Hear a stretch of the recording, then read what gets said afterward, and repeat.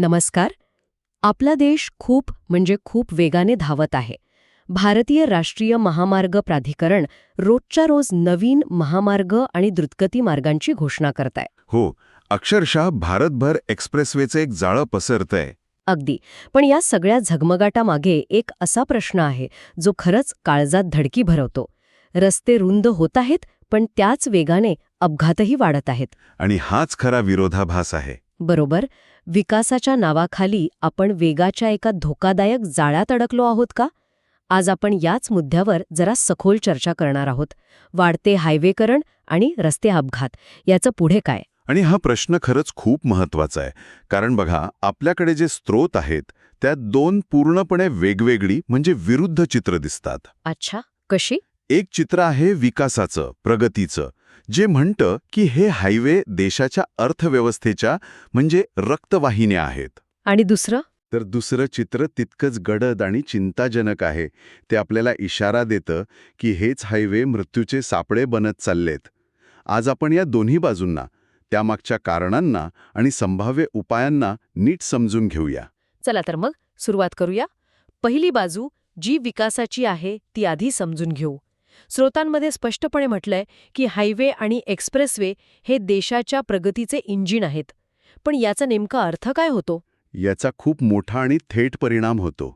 उदाहरणार्थ तुम्ही समृद्धी महामार्ग घ्या, मुंबई-पुणे एक्सप्रेसवे घ्या किंवा आता तयार होणारा दिल्ली-मुंबई एक्सप्रेसवे घ्या. हे फक्त रस्ते नाहीयेत. मग काय आहेत? आपल्या एका स्रोतानुसार भारतात लॉजिस्टिक्सचा खर्च म्हणजे मालाची ने-आण करण्याचा खर्च GDPच्या जवळपास 13 ते 14% आहे. बापरे, खूप जास्त आहे हा. हो, विकसित देशांमध्ये हेच प्रमाण फक्त 7-8% असतं. हा जो मधला 5-6% फरक आहे ना, तो थेट आपल्या वस्तूंच्या किमती वाढवतो.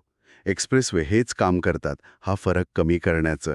अच्छा, म्हणजे मालाची वाहतूक स्वस्त आणि वेगवान होते. बरोबर. याचा अर्थ बाजारात मिळणाऱ्या वस्तूंच्या किमती कमी होऊ शकतात. अगदी बरोबर.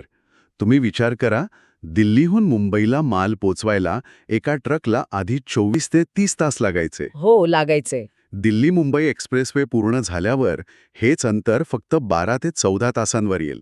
म्हणजे जवळजवळ निम्मा वेळ वाचणार आहे. आणि याचा परिणाम फक्त मोठ्या उद्योगांवरच नाही होत असेल, बरोबर ना? नाही, अजिबात नाही. शेतकऱ्यांवरही होतो. नाशिकचा शेतकरी आपला भाजीपाला किंवा फळं काही तासांत मुंबईच्या बाजारात पोचवू शकतो, तेही ताज्या स्थितीत. म्हणजे त्याला चांगला भाव मिळतो. हो, आणि ग्राहकाला चांगली वस्तू मिळते. ही एक पूर्ण आर्थिक साखळी आहे जी यामुळे गतिमान होते. आणि अर्थातच वेळेची बचत हा तर सर्वात मोठा फायदा आहे. जिथे आधी 8-10 तास लागायचे तिथे आता 3-4 तासात पोचता येतं. कमी वेळ म्हणजे इंधनाचीही बचत होते. हे तर अगदी सरळ गणित आहे. हो, पण याच्या पलीकडे जाऊन एक सामाजिक परिणामही होतो. हे हायवे ग्रामीण भागांना शहरांशी जोडतात. त्यामुळे ग्रामीण भागात उद्योग पोचतात, रोजगार निर्माण होतो. आणि शहरांकडे होणारं स्थलांतर पण काही प्रमाणात कमी होऊ शकतं. अगदी. त्यामुळे विकासाची ही बाजू खरंच खूप भक्कम आणि आकर्षक आहे.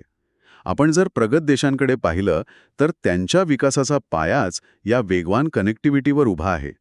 त्यामुळे वेग नसेल तर विकास कसा होणार हा प्रश्न अगदी योग्य आहे. हे सगळं ऐकल्यावर तर प्रगतीला विरोध करणं चुकीचं वाटतं. तर मग वर्तमानपत्रातल्या बातम्या, अपघातांचे आकडे हे एक वेगळंच चित्र का दाखवतात? इथेच खरी गंमत आहे. कारण नाण्याची दुसरी बाजू तितकीच भयावह आहे. आणि ती बाजू आपण दुर्लक्षून नाही चालणार. कारण सरकारी आकडेवारीत सांगते की भारतात दरवर्षी 1.5 लाखांहून अधिक लोक रस्ते अपघातात आपला जीव गमावतात. 1.5 लाख? हो, म्हणजे दररोज 400 पेक्षा जास्त मृत्यू. आणि यातले अनेक अपघात हायवे आणि एक्सप्रेसवेवर होतात. थांबा, इथे मला एक प्रश्न पडलाय. रस्ता चांगला, रुंद आणि एकदम गुळगुळीत असेल तर अपघात कमी व्हायला हवेत की नाही? मग ते वाढतात कसे? हे थोडं विचित्र वाटतंय. हाच सर्वात महत्वाचा मुद्दा आहे. याला मानसशास्त्रात रिस्क कॉम्पेन्सेशन किंवा जोखीम भरपाई असं म्हणतात. म्हणजे असं की जेव्हा आपल्याला वाटतं की परिस्थिती खूप सुरक्षित आहे तेव्हा आपण जास्त धोका पत्करतो. चांगला मोकळा रस्ता दिसला की आपल्या मनात विचार येतो, आता गाडी पळवायला काय हरकत आहे, आणि आपण नकळतपणे वेग वाढवतो. आणि तिथे सगळा घोळ होतो. बरोबर. समस्या ही आहे की वेग दुप्पट झाला की अपघाताची तीव्रता चौपट वाढते. कमी वेगात होणारा अपघात वेहिलाईट किरकोळ दुखापतीवर निभावेल, पण ताशी 120-40च्या वेगाने होणारा अपघात तो जीवघेणाच ठरतो. म्हणजे चांगला रस्ता हा अपघातांना नाही तर अपघातांच्या गंभीरतेला निमंत्रण देतो. अगदी. आणि याला आणखीन एक घटक जोडलेला आहे ज्याचा आपल्या एका स्रोतामध्ये विशेष उल्लेख आहे, हायवे हिप्नोसिस. हायवे हिप्नोसिस हे काय आहे? समृद्धी महामार्गावर झालेल्या अपघातांच्या विश्लेषणात एक धक्कादायक गोष्ट समोर आली. तिथे 60% जास्त अपघात हे रात्री 2 ते पहाटे 5 या वेळेत झाले आहेत. रात्री 2 ते पहाटे 5? हो, आणि याचं मुख्य कारण अतिवेग नव्हता, तर ड्रायव्हरला आलेली डुलकी किंवा त्याचं संमोहित होणं हे होतं. सरळ, लांब आणि एकसुरी रस्त्यावर गाडी चालवताना आपलं मन आणि शरीर सुस्त होतं आणि काही क्षणांसाठी लक्ष विचलित होतं. आणि ते काही क्षण अपघातासाठी पुरेसे ठरतात. बापरे, हे तर खूपच गंभीर आहे. हो ना, म्हणजे आपण फक्त वेगाबद्दल बोलतोय, पण थकवा आणि मानसिक स्थिती हे सुद्धा तितकेच महत्वाचे घटक आहेत.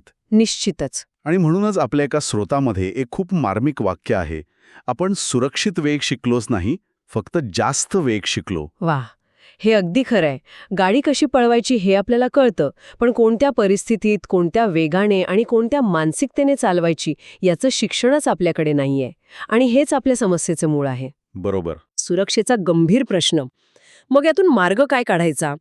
उद्या जर सरकारने आणखी हजारो किलोमीटरचे एक्सप्रेसवे बांधले तर काय होईल? अपघातांची संख्या दुप्पट होईल की आपण तंत्रज्ञानाने त्यावर मात करू, यावरच आपलं भविष्य अवलंबून आहे. आणि यामुळेच एक महत्वाचा प्रश्न निर्माण होतो की ही परिस्थिती नियंत्रणात ठेवण्यासाठी काय करायला हवं? यावर आपल्याला 2 स्तरांवर विचार करावा लागेल. एक, सरकार आणि व्यवस्था म्हणून काय पावलं उचलायला हवीत, आणि दुसरं, एक नागरिक म्हणून आपली जबाबदारी काय आहे. बरोबर. चला, आधी सरकारच्या भूमिकेवर बोलूया. हे हायवेज अधिक सुरक्षित करण्यासाठी सरकार काय ठोस पावलं उचलू शकतं? आपल्या स्रोतांमध्ये काय उपाय सुचवले आहेत? स्रोतांमध्ये 4 प्रमुख उपायांवर भर दिला आहे. पहिला आणि सर्वात महत्त्वाचा आहे कडक अंमलबजावणी. नियम तर आपल्याकडे आहेत, पण ते पाळले जात नाहीत. हे तर नेहमीच आहे. हो, पण यासाठी तंत्रज्ञानाचा वापर करणं गरजेचं आहे. उदाहरणार्थ, प्रत्येक 50 किलोमीटरवर केवळ स्पीड कॅमेरे नाहीत, तर ॲव्हरेज स्पीड कॅमेरे बसवणं. ॲव्हरेज स्पीड कॅमेरे? ते कसे काम करतात? म्हणजे 2 कॅमेऱ्यांमधलं अंतर कापायला तुम्हाला किती वेळ लागला यावरून तुमचा सरासरी वेग काढला जातो. त्यामुळे तुम्ही मध्येच वेग वाढवू शकत नाही. चलन थेट घरी पाठवलं जातं. अच्छा, म्हणजे कॅमेरा दिसला की गाडी हळू करायची आणि पुढे जाऊन पुन्हा वेग वाढवायचा, हे चालणार नाही? अजिबात नाही. यासोबतच AI म्हणजे कृत्रिम बुद्धिमत्तेवर आधारित ट्रॅफिक मॉनिटरिंग सिस्टम, जी स्वतःहून लेन कटिंग, धोकादायक ओव्हरटेकिंग किंवा मोबाईलवर बोलणं यांसारख्या गोष्टी ओळखते आणि आपोआप चलन पाठवते, मानवी हस्तक्षेपाशिवाय. आणि ड्रंक ड्रायव्हिंगचं काय? त्यावर 0 सहिष्णुता धोरण, म्हणजे दारू पिऊन गाडी चालवताना पकडले गेल्यास कोणताही मुलाहिजा न ठेवता थेट परवाना रद्द करणे आणि कठोर कारवाई करणे. हे झालं अंमलबजावणीबद्दल. पण रस्त्याच्या रचनेतही काही सुधारणा शक्य आहेत का? हो, आणि तोच दुसरा उपाय आहे, रस्त्याच्या डिझाईनमध्ये सुधारणा. अनेक अपघात हे रस्त्याच्या चुकीच्या रचनेमुळे होतात. रस्त्यावरील ब्लाइंड स्पॉट्स म्हणजे अशी वळणं जिथे समोरून येणारं वाहन दिसत नाही, ती कमी करणं. आणि साइन बोर्ड्स? हो, योग्य ठिकाणी आणि स्पष्ट दिसणारे समजणारे साइन बोर्ड लावणं, रात्रीच्या वेळी पुरेशी प्रकाश योजना करणं, या गोष्टी खूप महत्त्वाच्या आहेत. आणि तिसरा उपाय तर थेट जीव वाचवणारा आहे, आपत्कालीन सेवा. अगदी. अपघात झाल्यानंतरची पहिली काही मिनिटं, ज्याला गोल्डन आवर म्हणतात, ती निर्णायक असतात. म्हणजे? एका अहवालानुसार अपघातग्रस्त व्यक्तीला जर पहिल्या 1 तासात योग्य वैद्यकीय उपचार मिळाले तर मृत्यूची शक्यता 50% कमी होते. 50%? हो, यासाठी प्रत्येक एक्सप्रेसवेवर अशी व्यवस्था हवी की अपघातस्थळी 10 मिनिटांच्या आत रुग्णवाहिका पोचलीच पाहिजे. हायवे पेट्रोलिंग वाढवणं आणि ठराविक अंतरावर ट्रॉमा केअर सेंटर्स उभी करणं गरजेचं आहे. आणि चौथा उपाय? तो तर थेट व्यवस्थेच्या मुळावर घाव घालतो, ड्रायव्हिंग परवाना प्रणाली. पण तुम्ही मानसशास्त्रीय चाचणीबद्दल बोललात. आपल्या देशात जिथे करोडो लोक आहेत, तिथे हे व्यावहारिकदृष्ट्या शक्य आहे का? हा एक खूप मोठा आणि व्यावहारिक प्रश्न आहे. हे एका रात्रीत शक्य नाही, पण याची सुरुवात व्यावसायिक वाहन चालकांपासून म्हणजे ट्रक आणि बस ड्रायव्हर्सपासून करता येईल. कशी? परवाना देताना फक्त गाडी पुढे मागे करून दाखवण्याऐवजी त्यांची धोक्याच्या परिस्थितीत प्रतिक्रिया काय असते, त्यांचा स्वभाव आक्रमक आहे का, हे तपासणारी एक कॉम्प्युटर आधारित चाचणी घेतली जाऊ शकते. आणि मग हळूहळू ही प्रणाली सर्वांसाठी लागू करता येईल? बरोबर. मुद्दा हा आहे की लायसन्स मिळणं हा हक्क नाही, तर एक जबाबदारी आहे. ही मानसिकता रुजवणं गरजेचं आहे. ठीक आहे, म्हणजे सरकारकडून अपेक्षांची यादी मोठी आहे. पण सरकार नियम बनवेल, कॅमेरे लावेल, पण गाडी तर आपण चालवतो. शेवटी जबाबदारी आपल्यावरच येते, नाही का? अगदी. आणि इथेच आपण नागरिक म्हणून कमी पडतो. सरकार कितीही चांगले रस्ते आणि नियम बनवू, पण जोपर्यंत वाहनचालक स्वतःची जबाबदारी ओळखत नाही, तोपर्यंत अपघात थांबणार नाहीत. खरंय. मला स्रोतांमधलं एक उदाहरण आठवतंय. एका ट्रक ड्रायव्हरने सलग 18 तास गाडी चालवली कारण त्याला वेळेवर डिलिव्हरी करायची होती आणि त्याचा अपघात झाला. इथे मुद्दा वेगाचा नव्हता. मुद्दा थकव्याचा आणि दबावाचा होता. हो, थकलेल्या स्थितीत गाडी चालवण्याच्या आत्मघातकी निर्णयाचा होता. म्हणजे सगळ्यात पहिली आणि सोपी गोष्ट म्हणजे सीट बेल्ट आणि हेल्मेटचा वापर.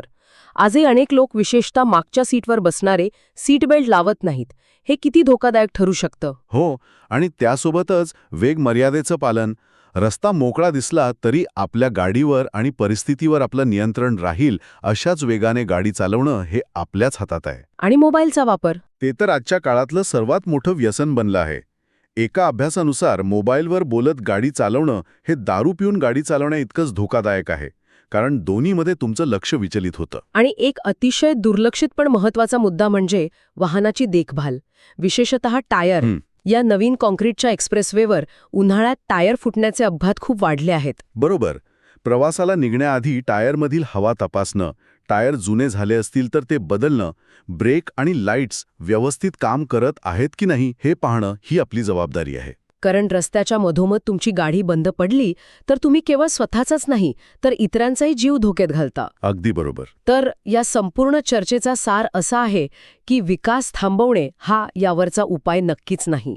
आपल्याला हायवे आणि एक्सप्रेसवेची गरज आहेच, पण त्या विकासाच्या हार्डवेअरसोबत शिस्त आणि जबाबदारीचं सॉफ्टवेअर अपग्रेड करण्याची गरज आहे. हो, हायवेकरण थांबणार नाही, पण अपघात कमी करणं हे पूर्णपणे सरकार आणि नागरिक या दोघांच्याही हातात आहे. आणि इथे एक गंभीर इशारा लक्षात घेतला पाहिजे. कोणता? जर आपण या दोन्ही पातळ्यांवर सुधारणा केली नाही तर भविष्यात तयार होणारे हे चकचकीत एक्सप्रेसवे स्पीडवे टू डेथ म्हणजेच मृत्यूकडे नेणारे गतिमार्ग ठरतील. ही निवड आपल्यालाच करायची आहे. विकासाचा मार्ग निवडायचा की विनाशाचा? आजच्या चर्चेतून एक गोष्ट अगदी स्पष्ट झाली आहे. हायवे आणि विकासाचं समीकरण हे दुधारी तलवारीसारखं आहे.